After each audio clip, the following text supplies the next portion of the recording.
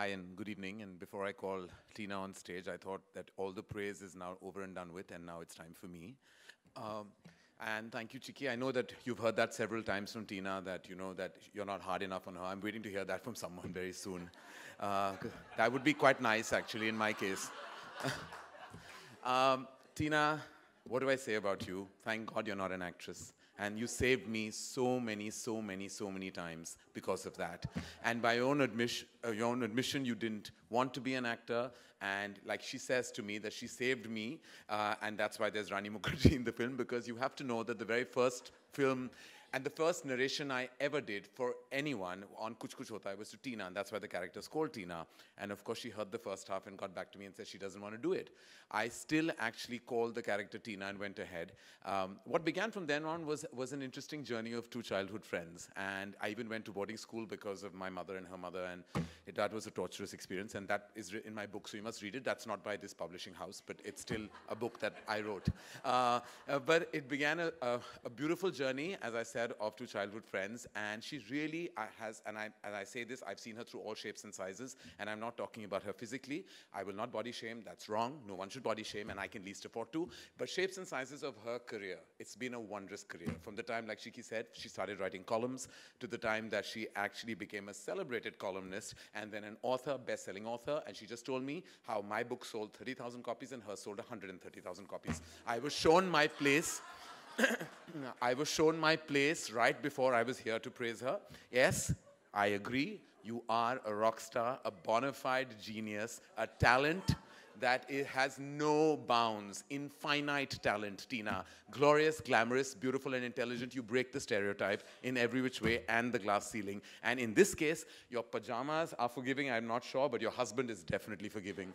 Because I know what he has to put up with every time you come up with a column. There is always a prayer I think Akshay makes that God, save my house from being stoned, because you never know what you're going to write. This book, I have to say, is an exceptional book. And I'm going to say this to her when we have the chat, of course, which will be in a few seconds. But it is an exceptional book. It has every beat that you can find out in a book that has character development, is saying something solid, it has the emotional journey, and it is hilarious. And I really want you all to discover Pajamas Are Forgiving when you do read it, because it is an exceptional read. A read that I actually went through from evening to night. It was a fast read, exceptional, and I think it's her best book to date. And I really believe that she is really a force of nature. And so before I say any more, I'm going to call you on stage for our little tete-a-tete. Tina, the stage is all yours. No,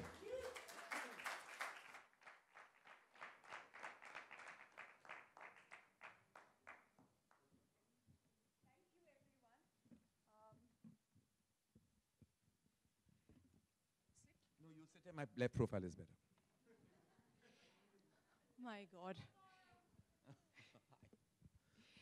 So I also want to share something, that this Kuch Kuch Hota story is 20 years old, and in fact tomorrow Karan is directing me for the first time ever for an ad film. And God save your soul, because I still can't act at all, which you'll discover. No, I've accounted for time on that. You just asked for some more time just because I know you're in the frame. But I'm actually directing her. It's been 20 years since Kuch Kuch Hota. I never managed to get her in my personal. Just remember, Balki directed our last ad together, and you have to do a good enough job. Yeah, that was also told to me, by the way, Balki. That, you know, that ad is amazing and you have to do better than that. After she told me her book sold many more copies than mine did. 100,000 more All right, copies. so this is not about me. This is about you. And we're going to chat about this wonderful book. Firstly, and I think everybody in this room really wants to know, why this title, Pajamas Are Forgiving? Well, two things. One, it fits the story, because in that the protagonists are wearing pajamas throughout, right from the beginning to the end. The other one, because I think it's an allegory of life itself, where if you have pajamas, and it's up to you to, you know, find how tight you want to tie your drawstring or not. And I think by nature, sometimes we're too forgiving, our drawstring is too loose, and then we end up without any pants on. So that is one thing. But the title came to me, it was, I remember a couple of years ago, it was Diwali, and after 2 weeks of drinking and eating and having lots of mithai and wearing Indian clothes, I was standing in front of my closet and trying on a pair of jeans, and they did not fit.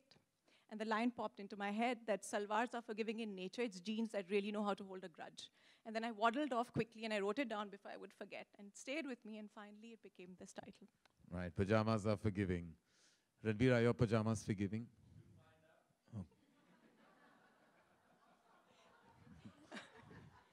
I'm not going to ask him how loose his drawstring is. I don't want to know. Well, we find out. It's all allowed now. Anyway, so wonderful title. It has amazing subtext, and I read the book, and it resonates right through the narrative. Now, before I opened the book, and of course I read the first couple of pages before I did, and I read that you've dedicated this book to your mom. Now, how come? Now, I know we all dedicate things to our parents, but in this case, I know there's a reason. That's why I'm asking, because, you know, it's all about loving your parents. No, it's not about loving my parents. And in fact, she's surprised I dedicated this book to her because she never encouraged me in anything. She's always tried to pick faults. Right in the beginning, when I first started writing columns, one of my columns became very popular. And I called her up and I said, Mom, you know, my column is really doing well. Have you read it? And she said, no, but I wanted to tell you over dinner last night that none of your serving dishes match. So I was so pissed off with her that I said, what's the use of having you as a mother? I wish Hema Malini was my mother. At least I'd get a Kent water purifier free. Yeah. But on a serious note, when I look back and everything that I write about, it seems to be about women finding their place in the world, about the chafing between what a woman is and what she's meant to be. And somewhere, where is my mother? Yeah. And she doesn't know this story, but I think somewhere it's because I have this singular image in my head. When we were little and we moved to our grandmother's house, we all had to share a room. So my mother and my aunt would share the bed, and my sister and me had mattresses on the floor. And every morning at 5, my mom would wake up. She would put on this Jane Fonda tape. She'd put it on mute, and she would do her workout all around it. And then she would go to work. At that time, they used to do 3 shifts. And she'd come home at 9. She never complained. She always had a smile. And for me, I think it was very clear at that point that a woman doesn't have to rely on anyone besides herself. And that men were okay. It was, you know, enjoyable to have them like a dessert, but they were certainly not the main course. And well, we differ, but anyway. yeah, well, yeah. I think for you also, they're dessert, definitely not the main course. But anyway. Having said that, I think that's pretty much defined my whole life, because I had this unique vantage point looking up from this mattress at this creature in a pink leotard with matching sweatbands. And she set the bar so high that I've spent my whole life reaching for it. So that's why this book and everything else I've written should be dedicated to her. That's wonderful.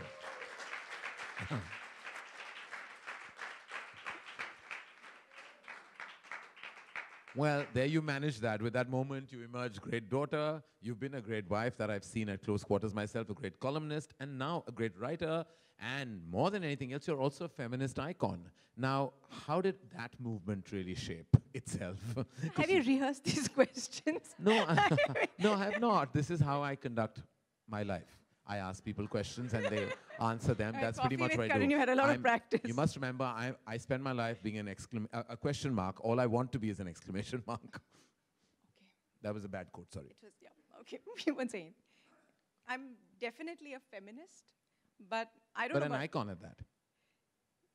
But I mean, no, I find the word icon itself slightly troublesome. I mean, look at it. If you say icon, it's basically I'm conning you, right? So anyone who's put on a pedestal is in a dangerous position, because these are very narrow, elevated spaces. One little dance, one drunken jig, and off you fall. So I'm not any sort of icon. I'm just somebody who does my work, and I walk quietly on the ground with my feet firmly there. So you wouldn't say it's lonely at the top? No, because I'm not at the top. You're at the top, or are you at the bottom? I'm not sure. How is this becoming about me? I really want to know. When did this happen? Thank you. Just because your title has pajamas in it doesn't mean you take mine off. I'm not taking yours off. I'm just saying. It just came to my head. I'm sorry. Yeah, lots of these thoughts only come to your head when I'm sitting next to you. I love you. Okay, I love you too.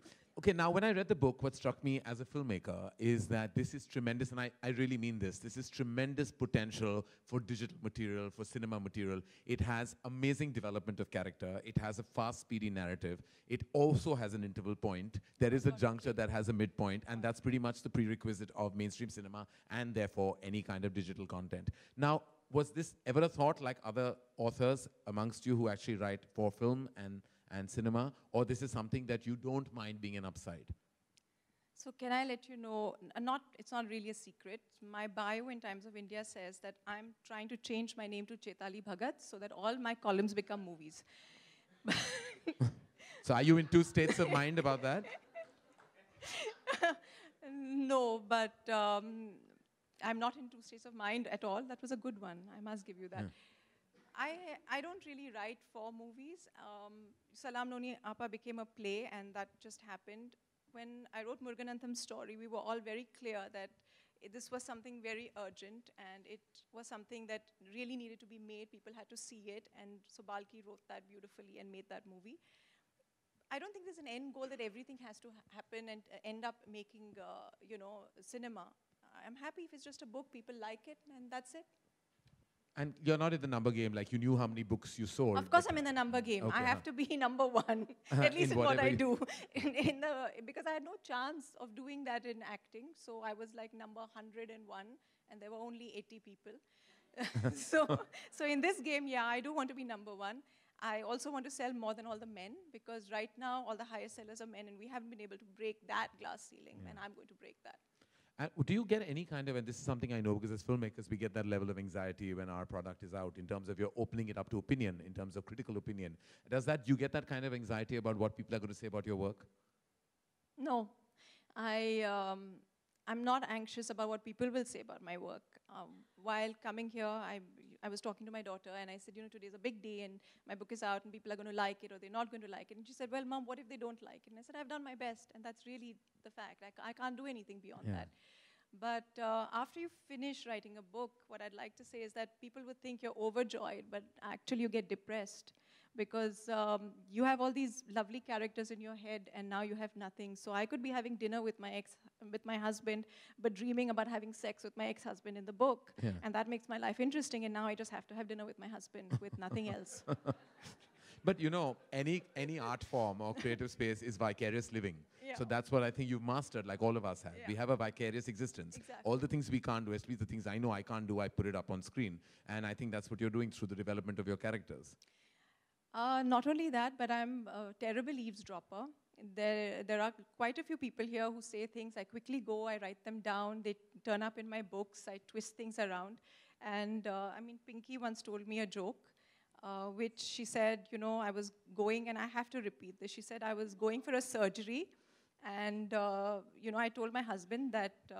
She was going for a surgery? She was going for surgery, and she told her husband that, in case I don't make it, just please make sure that all my diamonds and Gucci bags go to my daughter and not to your next wife. Yeah. So I went home and I quickly wrote that down and put it into my book. So Pinky, I owe you for that line. All right, now, you have also what I noticed when I read the book, that besides the character flow, the narrative, you're also saying things that are relevant to today. You're saying things, you're touching on topics that are being talked about. You're addressing it in your unique manner, as in the manner of humor, a manner of being slightly candid in your approach. But you're definitely saying something. Do you want to share with the people before they've read the book what was your approach to that? Whatever happens in the world does filter into your writing, and it's how you interpret events. So I would say that the Me Too movement also has impacted all of us. And it's not just women, but it's men, because it's made you examine your own ingrained behavior. And it found its way into my book as well. Because what was interesting was I met a friend, and he's a single man, and he told me something. He said, I was seeing a girl, and we were talking, and it was midnight, and we spoke about everything, the tattoo on her thigh and the mole on her arm, and then I went to kiss her, and she said, no. And I didn't know what to do at that point, that should I go ahead? Because if I do, I'm a sexual harasser, and if I don't, I'm a loser. And I thought that was very interesting, because he wasn't a creep, and he was thinking about these things, and those are the things that people never thought about, maybe, when we were young, and all these men were just kind of jumping and trying to scratch you or something. So I think that's really interesting, and that kind of made its way into my work as well. So do you address the fine line between yes and no in the book in your own manner? I do, because I think there's a lot of ambiguity about consensual sex, and yeah, I do address that.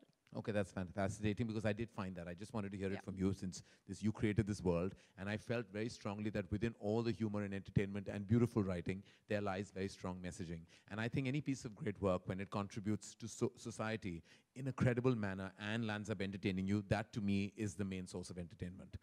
Well, I think, Tina, everyone can't wait to read the book. It releases now nationwide, and of course your claim will follow internationally and nationally. Like Chiki has already said, all wonderful things about you, and so have we. I think we praised you enough. But I think it's important, I think it's important for us to now hear passages. Now we have two amazing personalities with us, amongst us today, and chosen and curated very beautifully by Tina to actually do the reading of the passages. I'm going to invite them on stage. I'm going to first invite, I think, a voracious reader, a fashionista, a terrific actor, national award-winning actor, recently And my bad woman. recently married and created a huge storm in a coffee cup. I'm plugging my own show when I say that. She's gorgeous, she's amazing, and she's the perfect choice for someone to come on this platform and read passages of Tina's book, Pajamas.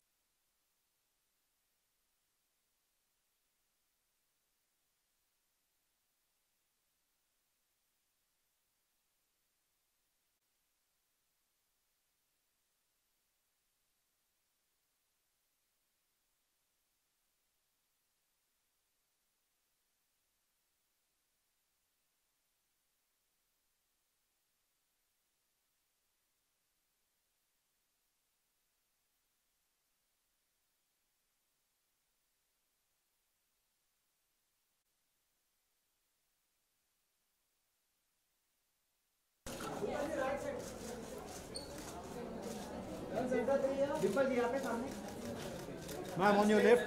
Ma'am, on your left.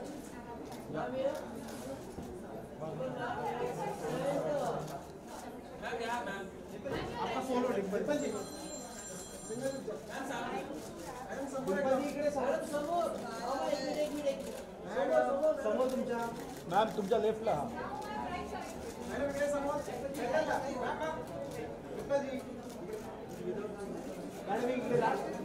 एक without book एक without book please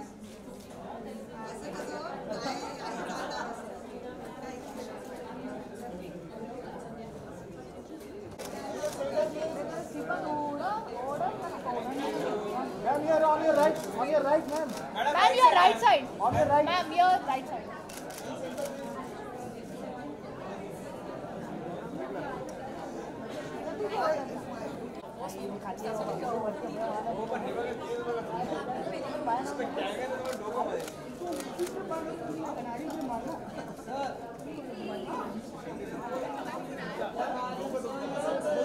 Sir, on your right, sir. Sir, your right side, please. Sir. Right side Bobby sir Sir, your right side. Bobby, sir, your right side. Bobby sir right से यार ma'am यार सामने sir ma'am यहां पे ma'am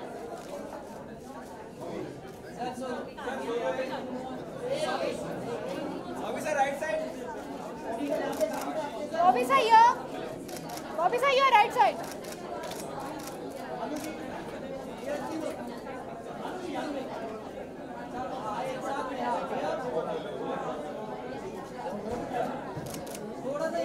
थोड़ा middle में आ सकते हैं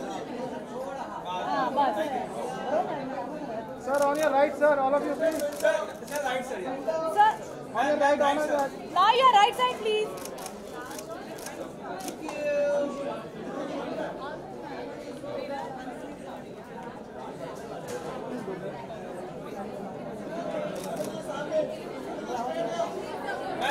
ma'am straight Now your right side. Ma'am straight यार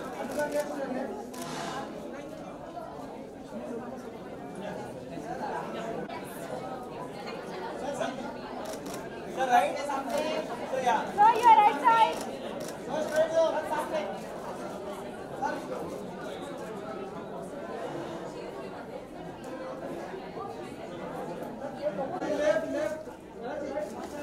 Ma'am, on your left, yeah.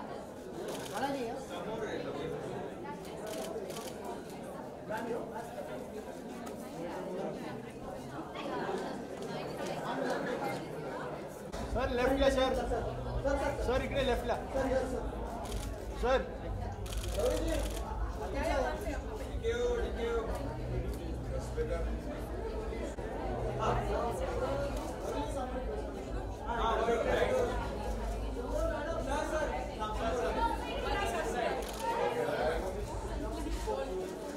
Sir left में सर. गौरी जी. मालती जी यहाँ this side sir. Gauri ji. Right sir. Okay. Thank you sir.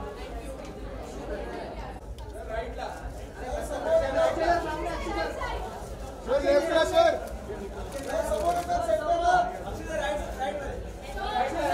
Sir left left. Akshay sir left. Sir तुमच्या समोर sir. साहेब इकडे. साहेब इकडे साहेब. Akshay here left left. या दिस साइड. साहेब इकडे. Akshay left left. साहेब. साहेब इकडे. हा इकडे. Sir this side. साहेब. Akshay sir here here. Sir या कॅमेरामध्ये. फोकस होतं.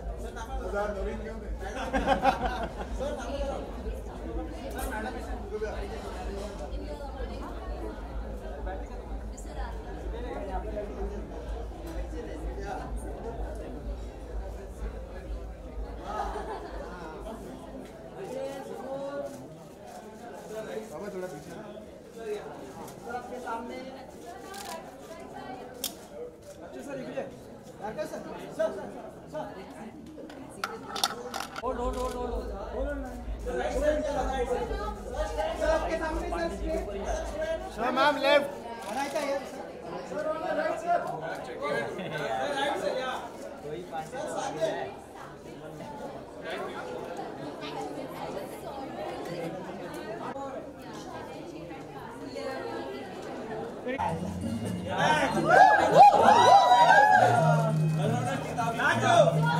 सर समोर.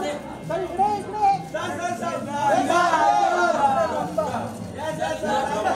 पूरा ब्रह्मांड आहे.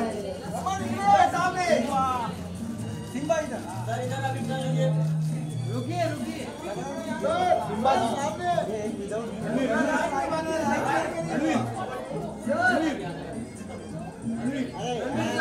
सिंबा विदाउट ये बुक ले लो. आप गायब हो. आप ऑफिस में भी नहीं आ रहे. रोज आप लोग हम लोग को इंटरव्यू नहीं सर. अच्छा वो आप बुला लीजिए. हम लोग. हाँ सर उस दिन भी आया था मैं. अरे रुको मिलने दो यार सर. 7 घंटा रुका था. 2 से 2 बजे तक सर. हाँ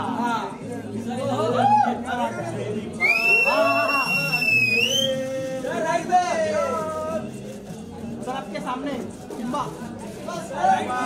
सामने सिम्बा. सिम्बा आपके सामने.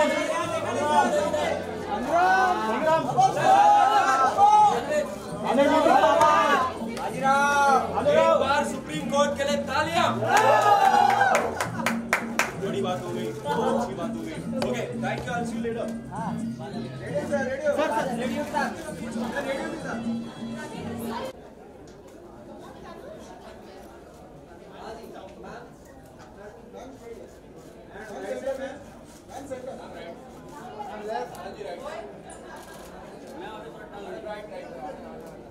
Manaji.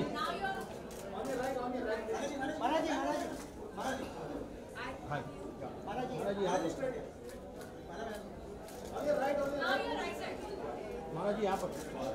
Ma'am.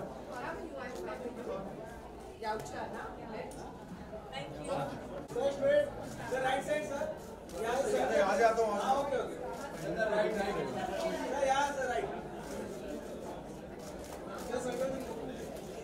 Sorry, book you from. Sir right.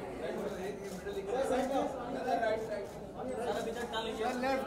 इधर लेना 4-5. Sir one. Some readings for us so you get a flavor of this wonderful book. A little bit of housekeeping to the press. I know you're desperate to take great photos. Please stay where you are. Thank you. Karan, Twinkle, please come on stage.